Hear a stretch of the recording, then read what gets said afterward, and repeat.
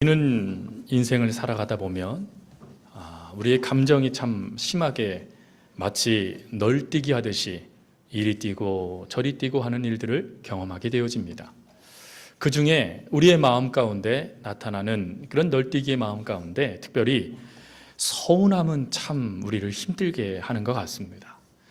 부모님이 다른 형제들 중에서 한 형제를 편애하고 그 형제를 더 사랑하는 듯한 느낌을 받으면 다른 형제들은 여간 그것이 고역이 아닙니다. 또 아버지는 자녀를 위해서 최선을 다하고 또 자녀를 위해서 또 가족을 위해서 헌신하여 봉사했는데 나중에 시간이 지났을 때 왠지 가족에게서 자기가 멀어져 있는 것을 발견하게 되어지면 그것만큼 서운한 것도 없지요. 또 아내 되시는 우리 여성분들도 마찬가지일 것입니다. 때로는 시댁 식구들과 여러 가지 일들을 나누다가 그만 시댁 식구들에게 조금 이상한 말을 듣게 되어졌을 때 왠지 남편이 자기의 든든한 배경이 되어져서 그것을 좀 막아주고 자기의 마음을 좀 위로해주면 좋은데 그러지도 못하고 심지어 우리 친정을 자신의 가족을 왠지 좀 등한시한다라는 생각을 갖게 되어지면 그것 때문에 두고두고 바가지를 긁게 되어지는 것도 사실인 것 같습니다. 근데 안타까운 것은 그런 서운한 마음을 남자들은 잘 모릅니다. 말해주지 않는 이상은 잘 깨닫지도 못합니다. 왠 줄 아시죠? 애이기 때문에 그렇습니다. 애. 그래서 그런 말이 있잖아요. 우리 집에는 애가 셋이라고. 그러면 자녀 둘, 남편 한 명. 이렇게 애가 되기 때문에 그래요. 나밖에 몰라요. 그러다 보니까 많은 것을 다양하게 생각하지 못합니다. 또 회사에서도 마찬가지죠. 회사의 다양한 것들을 좀 보면서 무엇인가 건설적인 의견을 갖고 이거 얘기하면 우리 상사에게 칭찬받겠구나 라는 생각으로 열심히 준비해서 딱 프로젝트를 딱 내면 그거를 받았던 딱 부장님 또 상사들이 뭐라고 말합니까? 이거 다 해봤어. 소용없어. 다른 거 갖고 와. 이렇게 하면 그때 또 얼마나 서운합니까? 또 자녀들은 어떨까요? 자녀들은 열심히 공부합니다. 그리고 이제 열심히 공부하고 잠깐 쉴 때 엄마가 문을 똑똑 두들기죠. 그리고는 들어와서 이렇게 말합니다. 너 또 공부 안 하고 노니? 라고 말이죠. 그럼 그 말을 들은 자녀들은요. 입이 떼빨 나와버려가지고 아니에요. 해요. 라고 말하면서 오히려 그 마음을 쿵 하고 닫아버리고 서운함 가운데 어떻게 엄마 그럴 수 있는지 모르겠다고 이렇게 말하는 게 자녀의 모습이기도 합니다. 이 서운함이라는 이것이 국어사전에 보니까 마음에 모자라 섭섭함을 느끼는 것이라고 합니다. 그러니까 마음을 좀 알아주고 내 마음을 좀 이렇게 채워주면 좋은데 그것이 채워지지 않고 알아주지 아니하니까 섭섭합니다 하는 것이었죠. 근데 이런 섭섭함이 성경의 인물들에게 너무나 많이 나타나더라 하는 것이었죠. 아브라함부터 심지어 예수님의 제자들인 예수님의 그 복음을 전하기 위해서 사명을 끝까지 붙잡았던 그의 제자들에게조차도 이 섭섭함의 마음이 그대로 나타나게 되어지고 또 안타까운 것은 오늘 이 예배의 자리에 참여한 우리에게도 이 섭섭함이라는 이 마음이 그대로 우리에게도 나타난다 하는 것이었죠. 여러분 어떠십니까? 사업이 잘 안 돼서 재정적으로 큰 위기를 당한다거나 아니면 직장에서 해고를 당한다던가 아니면 자녀들에게 무슨 문제가 발생된다던가 아니면 나에게 끊임없이 병으로 인하여 생존의 위기를 겪게 되어질 때 여러분 믿음의 눈으로 하나님께 집중한다는 것이 그리 쉽지만은 않을 것입니다. 그러다 보니까 하나님이 원망되어지게 되어지고 그리고 왜 하필 내게 이런 일을 일어나게 하십니까? 라고 하며 하나님께 분노하게 되어지는 것.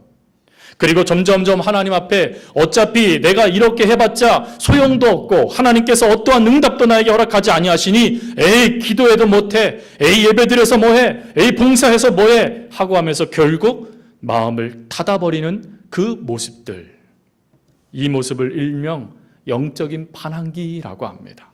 쉬운 말로 영적인 중2병에 걸렸다라고 하는 거죠. 그 마음이 해결되지 않는 거예요. 그런데 여러분 이 모습이 오늘 성경에도 고스란히 나타납니다.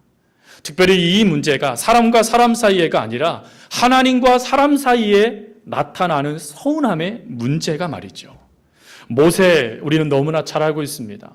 모세는 하나님께서 그를 부르셔서 40년 동안 충성되이 하나님의 일을 감당했던 하나님의 일꾼이었습니다. 이스라엘 백성들을 출애굽시켜서 나밖에 몰랐던 그들을 하나님으로 모든 시선을 집중시킬 수 있도록 매 순간순간마다 하나님을 위한 일에 헌신되었던 사람이 바로 이 모세였습니다. 그리고 40년 동안 한 가지 목표, 이스라엘 백성들과 함께 하나님께서 허락하신 가나안 땅에 들어가는 이 목표를 이루기 위하여서 모세는 참 열심히 이 모든 삶을 살았습니다. 그런데 하나님께서 모세의 바람과 상관이 없다는 듯이 모세에게 너무나 서운한 말씀을 하시죠. 그게 무엇이냐면 거기까지라는 것입니다. 너 요단강을 건너서 가나안 땅에 들어갈 수 없다라고 말씀하시는 거예요. 거기다가 너 혼자 남아라 라고 말씀하시는 겁니다. 여러분, 이게 말이 됩니까? 40년 동안요. 심지어 이스라엘 백성들을 위해서 하나님 차라리 내 생명책에서, 하나님의 생명책에서 내 이름을 없애줄지라도 이 백성만큼은 하나님 지켜주십시오라고 그렇게 이스라엘 백성들을 위해서 중보자로 섰던 이 모세, 그리고 자신의 생명을 돌아보지 않고 정말 열심으로 이스라엘 백성들을 위해서 헌신했던 이 모세, 하나님을 잃은 일이라면 최선을 다하여 두 팔이 떨어져 나갈지라도 하나님께 기도하며 헌신했던 이 모세에게 하나님께서 뭐라고 말씀하시냐면 너 가나안 땅에 들어가지 못한다라고 말씀하셨다라는 것입니다. 여러분, 이 말씀을 듣자마자 모세가 어떡합니까? 하나님께 오늘 말씀을 보니까 2번이나 기도하였다라고 말합니다. 2번의 기도 제목이 무엇이겠습니까? 하나지요. 하나님, 나 가나안 땅에 들어가고 싶어요. 하나님의 그 약속의 땅, 하나님의 그 젖과 꿀이 흐르는 그 땅, 하나님의 풍요가 있고 하나님의 통치가 있고 하나님의 놀라운 은혜가 있는 그 땅에 저 들어가고 싶어요. 하나님, 이렇게 2번이나 모세가 하나님께 간구합니다. 그럼에도 불구하고 하나님은 모세에게 뭐라고 말씀하시냐면 아니, 너 여기 혼자 남아라. 너는 여기까지다 라고 말씀하셨다라는 것입니다. 이 말씀을 듣자 모세가 나중을 생각했던 것 같아요. 이제 이 신명기 하나님의 말씀을 새롭게 받으면 이제 이스라엘 백성들은 하나님의 구호에 맞춰서 나팔을 불며 하나님의 허락하신 약속의 땅 가나안 땅으로 이제 도하여 들어가야 됩니다. 그럴 때 여러분, 만약에 모세가 들어가지 않고 다른 사람을 리더로 세워서 네가 들어가라라고 말한다면 백성들이 모세를 향하여 뭐라고 생각할까요? 왜 모세는 못 들어가지? 생각할 거 아니겠습니까? 그래서 스스로 합리화하면서 하나의 이야기를 합니다. 니들 때문이야 라고 말이죠. 너희들 때문에 내가 가나안 땅에 못 들어가 라고 말하는 게 오늘 본문의 내용입니다. 사실 이 말은 엄밀히 따지면 맞는 말인 것 같아요. 왜요? 이스라엘 백성들이 출애굽한 40년 전이라 이제 가나안 땅을 목전에 둔 40년이 지나는 그 시점이나 이들이 달라진 것은 없었기 때문입니다. 늘 원망하였습니다. 늘 불평하였습니다. 자신의 생각과 조금이라도 다르면 언제든지 모세를 죽이고자 달려들었던 사람들이 바로 이들이었습니다. 그러니 그들 때문에 실수하게 된 것, 그들 때문에 하나님의 방식이 아닌 내 방식대로 움직인 결과에 하나님의 진노가 너희들 때문이 아니고 무엇이겠느냐라고 모세가 말하는 것이죠. 그러나 여러분, 이것은 모세의 착각입니다. 왜 그러냐면 이미 하나님은 40년 전에 모세에게 말씀하신 말씀이 있으셨습니다. 가데스 바네아에로 하나님께서는 이스라엘 백성들을 이끌어서 가나안 땅으로 들어가게 하시고자 하셨습니다. 그런데 그때에 이스라엘의 많은 사람들은 무엇라고 말했냐면 정탐꾼을 보내게 해주십시오. 그래서 정말 우리 눈으로 확인하게 해주십시오라고 말합니다. 하지만 하나님의 뜻은 무엇이었습니까? 들어가는 거였습니다. 그냥. 근데 이들이 그 간청에 어쩔 수 없이 하나님은 허락하시고 12명의 정탐꾼을 보내시죠. 근데 12군의 정탐꾼이 정탐을 하고 돌아왔더니 과연 젖과 꿀이 흐르는 곳이었고 하나님의 은혜가 넘치는 곳이었습니다. 그러나 안타깝게도 그 12명 중에 10명이 부정적인 말을 하기 시작하죠. 우리가 다 죽게 되었다라고 말이죠. 여호수아와 갈렙이 옷을 찢으면서 무슨 말이냐, 이들은 하나님께서 우리에게 주신 밥이다 라고 말해도 이들은 듣지 않았습니다. 오히려 성경 말씀을 보니까 이스라엘 백성들이 동요하기 시작합니다. 그래서 어떻게 하냐면 그들이 즉시 모세와 그와 함께 있는 사람들을 죽이고자 달려듭니다. 그때 하나님께서 말씀하시죠. 내가 어느 때까지 이 완악한 백성들을 두고 그대로 참으리라. 그러면서 그들에게 뭐라고 말씀하시냐면 하나님께서 모세를 통하여 내가 여호수아와 갈렙 외에 오늘 이 땅을 밟고 있는 이 기성세대들은 다 죽임을 당하게 만들고 그 다음 세대가 가나안 땅에 들어가게 하겠다라고 말씀하세요. 여러분, 중요한 말씀을 하신 겁니다.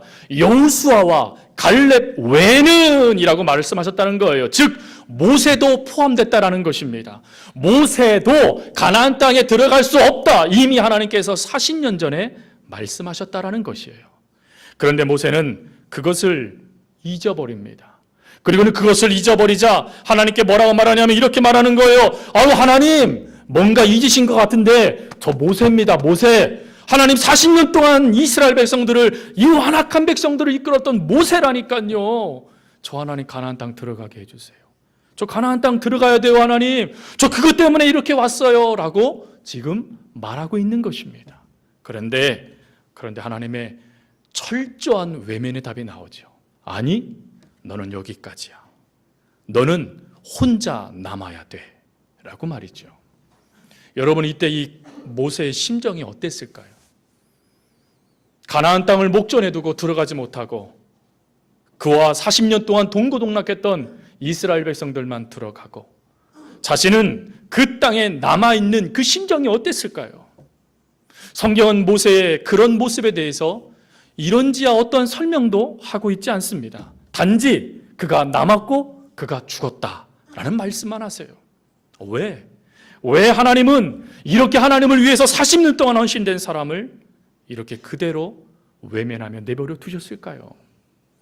이 이유를 알려면 신약의 세례 요한을 우리가 생각해 봐야 됩니다. 여러분, 세례 요한은 우리가 잘 알고 있듯이 회개를 외치면서 물세례를 베풀었던 선지자였습니다. 그리고 예수님이 나타나기 전까지 많은 사람들에게 세례를 베풀고 주의 말씀을 가르치며 그들을 회개하여 하나님의 백성이 되도록 만들어줬던 위대한 선지자였습니다. 그런데 그에게 이러한 일이 발생되어집니다. 어느 날 제자들이 세례 요한에게 달려와서 말합니다. 선생님, 큰일 났습니다. 선생님이 말씀하신 그 사람 곁으로 사람들이 다 가버리고 말았습니다 라고 말이지요. 이때 이 말씀을 성경 말씀에 보니까 이렇게 말씀하세요. 선생님이 증거하던 자가 세례를 주매 사람들이 다 그에게로 가더이다. 여러분, 역사의 중심에 있었습니다. 많은 사람을 회개하며 많은 사람들을 주님께로 이끌었던 선지자였습니다. 근데 그런 그 주변의 사람들이 한 명 한 명 사라지더니 이제는 텅텅 비어져 있는 것입니다. 여러분, 이때 인간적으로 서운하지 않겠습니까? 이때 인간적으로 시기심이 들지 않겠습니까? 수많은 사람들이 발걸음을 자기에게 오다가 돌려서 다른 이에게 갔을 때, 더 나아가서 그와 함께 동고동락하며 함께 먹고 마셨던 제자들조차도 이 세례 요한 곁을 떠나 주의 곁으로 가게 되어졌을 때 그가 여러분 서운하지 않았겠습니까? 오히려 우리들의 생각 가운데는 주의 길을 예비하였고 주님의 뜻을 따라서, 하나님의 뜻에 따라서 이 땅에 태어나서 하나님이 기뻐하시는 삶을 살았으니 그는 엘리야처럼, 그는 에녹처럼 무엇인가 하나님의 놀라운 복을 그 평생에 받아야 된다라고 말해주는 것이 우리들의 목적, 우리들의 생각인데 하나님은 아니었다라는 것이었습니다. 오히려 여러분, 요한은 어떻게 되어졌습니까? 그 끝을 보십시오. 그는 우리들의 바람과 기대, 그리고 세례 요한이 기대했던 어떤 것들과 다르게 헤롯 왕에 의하여 참수형을 당하게 됩니다. 형장의 이슬로 사라지게 되었다는 것이지요. 그가 한 것은 무엇이냐면 하나님을 위해서 선지자의 말, 선지자의 뜻을 가지고 정말 최선을 다하여 많은 사람들을 주의 복음 앞에 회개의 자리로 이끌어 세례를 받게 하고 그들로 하나님의 백성이 되게 한 것밖에 없는데 형장의 이슬이라니요. 칭찬받아 마땅한데 형장의 이슬이라니요. 이게 가당치는 일이겠습니까? 아마 이때 세례 요한이 이렇게 질문했을 거예요. 그런데 하나님 왜 접니까? 그런데 하나님 왜 접니까? 왜 저만 이렇게 죽어야 됩니까, 하나님? 그렇게 그가 질문하지 않았을까요? 그런데 이러한 질문에, 이러한 세례 요한의 모습에 모세와 똑같이 어떠한 대답도 성경에 기록되어 있지 않다라는 것입니다. 단지 성경은 이 세례 요한의 사건을 통하여 누구에게 집중하게 만들어 버리냐면 예수님께 집중하게 만듭니다. 그리고는 놀라운 응답을 예수님을 통하여서 듣게 해주세요. 이 철저한 외면, 이 외면의 답을 예수님이 십자가상에서 하신 말씀을 통하여서 우리들에게 들려주신다는 것입니다. 여러분, 예수님은 십자가상에서 이렇게 외치시죠. 엘리 엘리 라마 사박다니, 나의 하나님 어찌하여 나를 버리시었나이까 라고 우리 주님께서 외치십니다. 이 말씀은 쉽게 설명하면 이런 겁니다. 왜 하나님 나를 이리도 외면하십니까? 왜 하나님 나를 이리도 외면하십니까? 내가 무엇을 잘못했습니까? 내가 하나님의 어떠한 것이기에 나에게 이와 같은 고통을 주십니까? 하나님의 이 대답이에요. 근데 여러분, 이 예수님의 철저한 이 부르짖음에 외면하신 하나님의 이 역사가 사실은 응답이라는 것을 아십니까? 더 놀라운 것은 무엇이냐면 이러한 철저한 하나님의 외면, 철저한 하나님의 반응하지 못하는 이 무반응한 하나님의 모습을 보고 이 모세도, 세례 요한도, 심지어 예수 그리스도도 그 사명의 길을 포기하지 않고 끝까지 그 길을 갔다라는 것입니다. 누가복음 말씀에 보면 이와 같이 너희도 명령을 받은 것을 다 수행하고 나서 우리는 아무 쓸모없는 종입니다. 그저 해야 할 일을 했을 뿐입니다 라고 말하라 라는 그 말씀처럼 이들은요, 그 하나님의 외면을, 그 철저하신 하나님의 외면을 하나님의 뜻으로 깨닫고 아멘하며 순종의 길을 걸어갔더라라는 것입니다. 외로움의 자리에 그들은 앉았습니다. 죽음의 자리에 그들은 앉았습니다. 그리고 조롱의 자리에 그들이 앉았다라는 것입니다. 끝까지 그 사명을 포기하지 않았다라는 것이죠. 어떻게 해요? 어떻게 해요? 인간적으로 서운해서 내 마음이 무너지고 하나님을 향하여 불신하고 의심하고 하나님 어찌할 수 있습니까? 라고 말할 수밖에 없는 상황에 어떻게 이런 결과를 이들이 행할 수 있었을까요?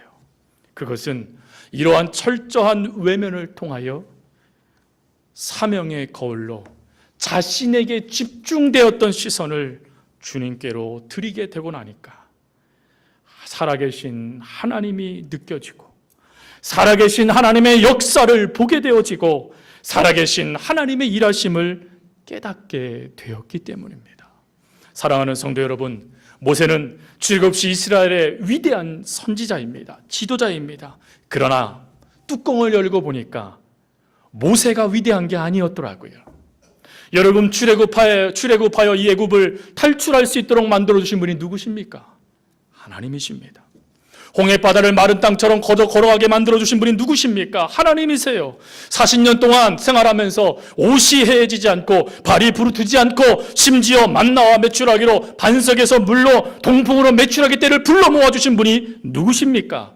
하나님이셨습니다. 전쟁 때마다 이스라엘 백성들에게 개입하셔서 하는 전쟁마다 이기게 하신 분이 누구십니까? 하나님이셨습니다. 낮에는 구름 기둥으로 밤에는 불 기둥으로 이스라엘 백성들을 지켜주신 이가 누구셨습니까? 하나님이셨습니다. 모세에게 너는 여기까지다, 너는 여기에 남아라, 너만 혼자 있어야 돼 라고 말씀하실 때 모세가 그때 비로소 자신의 사명을 감당할 수 있는 이유가 내 능력이 아닌 하나님의 능력이라는 것을 깨닫게 되었다라는 것입니다. 그래서 모세는 고백합니다. 하나님, 저는 막대기입니다 라고 말이죠. 또 여러분, 세례 요한은 어떻습니까? 세례 요한은 출생을 한번 우리가 깊이 생각해 봐야 됩니다. 세례 요한의 부모님은 우리가 잘 알고 있듯이 그 당시의 제사장, 특별히 1년에 한 차례 대제사장들이 정말 이스라엘의 모든 사람들의 죄를 하나님께 고하며 축복해주는 그 사명을 받았던 사가랴라는 제사장의 가문의 자녀입니다. 이 사가랴와 엘리사벳을 누가복음 1장 6절 말씀에 가보니까 하나님 앞에 의인이라고 불림받은 아주 믿음이 신실한 부모였습니다. 그런데 이들에게는 아픔이 하나 있습니다. 그게 무엇이냐면 불임입니다. 자녀를 낳을 수 없어요. 아브라함처럼 죽은 자, 그게 바로 사가랴와 엘리사벳이었습니다. 더 나아가서 이들은요, 나이가 많았습니다. 젊으면 그나마 희망이라도 있지요. 희망도 사라진 상태, 어떠한 희망도 없는 그 상태에서 세례 요한이 이 땅에 태어나게 되었다라는 것입니다. 여러분, 이래서 세례 요한은 예수님께서 그 많은 사람들에게 인정받고 심지어 자기가 잊혀져 버리고 형장의 이슬로 사라지는 그 순간에도 자신의 출생을 보게 되어집니다. 아, 그래, 나는 원래 태어날 수 없는 자였는데 하나님이 한 가지 사명을 위해 나를 태어나게 하셨지. 여러분, 세례 요한의 사명이 무엇입니까? 예수님을 드러내는 것입니다. 자기가 드러나는 것이 아니라 예수님이 드러나는 일을 하기 위하여 하나님께서 세례 요한을 이 땅 가운데 태어나게 해주셨다라는 것이죠. 그래서 이것을 깨달았던 이 철저한 외면 속에 있었던 세례 요한이 놀라운 고백을 합니다. 요한복음 3장 30절에 그는 흥하여야 하고 나는 쇠하여야 합니다. 주님이 드러나면 됩니다 라고 고백하고 있는 거예요. 여러분, 예수님은 어떠십니까? 예수님의 삶을 한마디로 정의한다면 일편단심 민들레라고 정의할 수 있습니다. 무슨 말입니까? 예수님은 일편단심 하나님의 뜻을 이루기 위해서 이 땅의 삶을 사셨던 분이셨습니다. 하나님의 뜻을 위해서 이 땅에 오셨고 하나님의 뜻을 이루기 위해서 세례를 받으셨고 하나님의 뜻을 이루기 위해서 광야에서 시험을 받으셨고 하나님의 뜻을 이루기 위해서 3년 동안이나 하나님의 복음을 증거하셨습니다. 그리고 하나님의 뜻을 이루기 위하여 십자가의 길을 마다하지 않고 걸어가신 분, 이분이 바로 예수 그리스도이십니다. 이 예수님께서 마지막에 마태복음 26장 19절에 이런 말씀하시지요. 그러나 내 원대로 마옵시고 아버지의 원대로 아버지의 뜻대로 이루어지게 해주세요. 철저하게 당신을 외면하세요. 땀방울이 핏방울이 될 정도로 하나님께 기도하셨는데 하나님의 응답은 무엇이냐면 아니, 너는 죽어야 돼 라는 것이라는 거죠. 그리고는요, 십자가상에서 예수님께서 그렇게 말씀하시죠. 다 이루었습니다, 주님. 하나님, 내가 다 이루었습니다. 내 사명 완수하였습니다 라고 말이죠. 그럼 여러분, 하나님의 이 외면, 묵묵한 이 외면 속에 묵묵히 그 사명의 길을 걸어갔던 이들은 하나님께서 그런 외면만 하셨을까요? 아니에요. 이들의 놀라운 평가를 보십시오. 모세를 향하여서 하나님은 뭐라고 말하냐면 위대한 선지자였다라고 평가하셨고, 세례 요한을 향하여서는 여인이 낳은 자 중에 가장 큰 자다라고 말씀하셨고, 그리고 예수님을 향하여서는 메시아 구원자다라고 말씀하셨다라는 것입니다. 사랑하는 성도 여러분, 서운한 일들이 있으십니까? 내가 하나님을 열심히 섬기고 봉사도 열심히 하고 또 헌금도 다른 이보다 더 많이 하고 또 기도도 열심히 하고 또 하나님을 위해 최선을 다 다했는데, 심지어 가족, 내 자녀들을 보지 않고 하나님을 위해서 열심히 달려왔는데 뒤돌아서 보니 절망이고 뒤돌아서 보니 답답함이고 이상하게 꼬여져 있는 삶과 하염없이 무너져버린 나의 건강을 보면서 하나님 왜 나에게 허락하지 않습니까? 왜 나에게 침묵하십니까? 라고 말하며 그 서운한 마음을 말씀하는 우리 성도님들 계십니까? 아니, 그 서운함이 혹시 다른 성도들에게 들킬까봐 혼자 가슴을 치면서 눈물 흘리며 하나님께 의문을 갖고 있는 성도님들 계십니까? 오늘 이 사실을 분명히 알아야 됩니다. 모든 계획을 계획하시고 모든 것을 성취하시는 분은 하나님 한 분이십니다.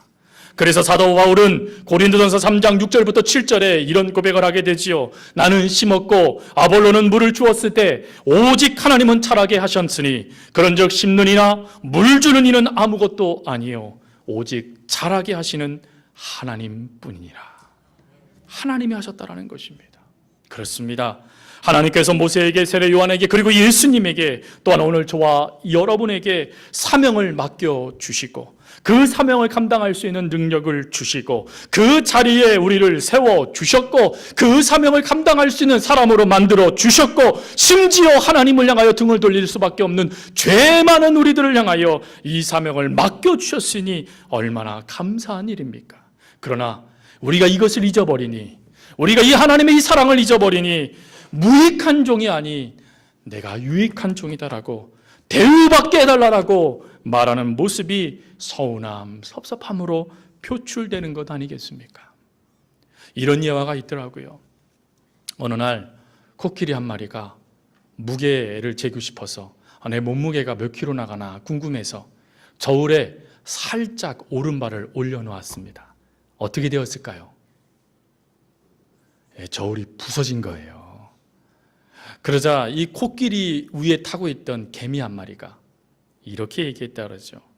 코끼리야, 저런 우리 둘이 함께 올라가니까 이런 일이 벌어졌어 라고 말이죠. 여러분, 하나님께서 하신 일에 단지 우리가 막대기가 되고 하나님의 역사에 단지 우리가 쓰임을 받은 것뿐인데 우리는 착각하고 있다는 것이죠. 그래서 하나님은 우리의 사명이 변질될 수 있는 자리, 내가 아닌 하나님을 나타나지 못하는 그 자리, 그리고 마땅한 대우를 요청하는 그 자리에 앉을 수밖에 없는 우리를 향하여서 거기까지란다라고 말씀하고 계신다라는 것입니다. 그래서 끝까지 그 사명을 완수할 수 있도록, 끝까지 하나님께서 허락하신 그 일을 온전히 이루어갈 수 있도록 우리를 도와주시는 은혜, 그게 거기까지입니다 라는 고백이라는 것이죠. 사랑하는 여러분, 우리가 평생의 삶을 살다가 숨을 거두는 그때에 이런 고백들 자주 들어보셨을 거예요. 하나님의 은혜입니다 라는 말이죠. 여러분, 그러나 하나님은 그것을 우리의 생을 마감하는 그 순간에 듣기를 원하시는 것이 아니라 지금 이 순간에, 하나님, 제가 한 줄 알았는데 되돌아보니 주님이 하신 거네요 라는 고백을 우리를 향하여 듣기를 원하신다 하는 것이지요. 그리고 여러분, 한 가지 또 놀라운 은혜가 있어요. 그게 무엇이냐면 사도 바울을 통하여 깨달아지는 은혜입니다. 여러분, 사도 바울도 서운함이 있습니다. 그 서운함이 무엇입니까? 그에게는 간질병이 있었습니다. 이 간질병이 얼마나 심했던지 사도 바울이 이렇게 말해요. 내가 여러 번 넘어졌다. 내가 그것 때문에 너무 힘들었다라고 사도 바울이 고백합니다. 그리고 심지어 이 일을 두고 40일씩 3번씩이나 그가 하나님께 기도하였습니다. 그러나 하나님의 응답은 무엇입니까? 내 은혜가 내게 족하다.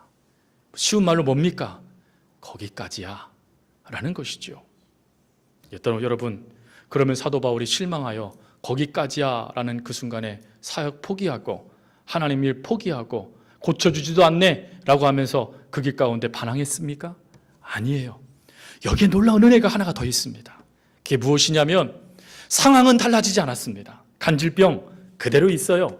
여러 번 쓰러집니다. 근데 은혜는 무엇이냐? 그 사명을 완수할 수 있도록 하나님께서 사도 바울 곁에 누가를 붙이셨다라는 것입니다. 하나님께서 그 사도 바울의 사명, 주의 복음을 전하는 일에 내 생명을 조금 더 귀하게 여기지 않겠다라고 달려갈 것을 하나님께서 아셨어요. 그래서 그 사명을 끝까지 완수할 수 있도록 하나님은 그의 기도에는 거기까지야 라고 하면서 외면했지만 그의 곁에는 누가라는 신실한 동역자를 붙여주셨다라는 것입니다. 그래서 이 신실한 동역자가 후에 사도 바울을 통하여 바통을 받고는 그가 후에 그 유명한 누가복음과 사도행전이라는 말씀을 기록하고 그리고 하나님을 증거하는 일에 늘 사였던 누가가 쓰임받게 되더라라는 것이었습니다. 사랑하는 성도 여러분, 하나님의 은혜는 바로 이런 것입니다. 철저하게 외면돼서 아무도 없는 것 같으십니까? 철저하게 외면돼서 다 버림받으신 것 같으십니까? 철저하게 외면당하여서 하나님조차도 나를 사랑하지 않은 것처럼 느끼십니까? 아니라는 거예요.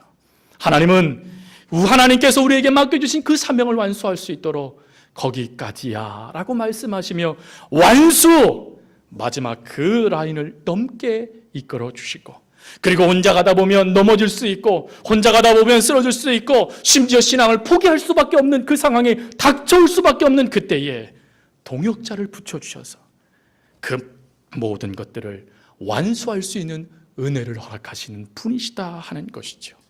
이걸 깨달았던 사도 바울은 고린도전서 15장 10절에 이렇게 말해요. 그러나 내가 나 된 것은 하나님의 은혜로 된 것이니 내게 주신 그 은혜를 헛되지 아니하여 내가 모든 사도보다 더 많이 수고하였으나 내가 한 것이 아니요 오직 나와 함께 하신 하나님의 은혜라. 하나님의 은혜라는 것이죠. 사랑하는 성도 여러분, 내 몸에 질병이 나고 내 가문이 힘들어지고 여러 가지 사건 사고가 물밀듯이 계속 밀려오면 하나님이 여러분들을 사랑하지 않는다라는 표시가 아닙니다. 오히려 하나님의 일을 온전히 감당하게 하기 위하여 끝까지 그 사명 변질되지 않고 그 일을 감당케 하기 위하여 하나님 허락하시는 은혜다라는 것이죠. 복음송가에 이런 노래가, 이런 복음송가가 있더라고요. 내게 허락하신 시련을 통해 나의 믿음 더욱 강하게 자라나고 험한 산과 골짜기 지나는 동안 주께 더 가까이 나를 이끄시네. 내가 겪는 시험이 어렵고 힘겨워도 내 주님보다 크지 않네. 내 앞에 바다가 갈라지지 않으며 주가 나로 바다 위 걷게 하리니 나는 믿네. 주의 능력으로 내 삶 새롭게 되리. 여러분, 믿으시기 바라요. 그리고 잘 하고 계셨다라고 믿으시기 바라요. 사명을 완수하게 하기 위하여서, 하나님의 그 일을 온전히 이루게 하기 위하여서 하나님이 여러분들에게 그 기도에 응답하지 않으신 것뿐이에요. 그러나 하나님의 뜻은 이루어집니다. 이거를 믿고 기쁨으로 힘있게 나아갈 수 있길 바라요. 그리고 우리 서호교회 교우들이 서로가 서로를 향하여 동역자가 되어져서 서로가 믿음의 바톤을 받고 함께 연결해주며 믿음의 마라톤을 뛸 수 있는 역사들이 저와 여러분들 삶 가운데 있어지기를 간절히 주님의 이름으로 부탁드립니다. 오늘 말씀을 의지해서 우리 시간에 기도했으면 좋겠어요. 하나님, 서운한 거 있어요. 나 이것 때문에 힘들어요. 왜 하나님 나 안 돌아보세요? 하나님 저 누구지 않습니까? 왜 나 이렇게 향하지 않으세요? 라고 말하는 그때에 오늘 하나님께서 주시는 말씀, 너 사명을 이루기 위하여 끝까지 변질되지 않고 하나님의 이름을 높이기 위하여 내가 그렇게 하는 것이란다 말씀하시는 그 말씀에 모세처럼, 세례 요한처럼, 사도 바울처럼, 그리고 예수님처럼 아멘 할 수 있는 은혜를 주세요. 그리고 내 믿음 변질되지 않고 이 사명 흔들리지 않고 끝까지 그 걸음을 걸을 수 있게 해주세요 라고 하며 우리 하나님 앞에 내 솔직한 고백을 드리면서 기도하길 원합니다. 함께 기도하겠습니다.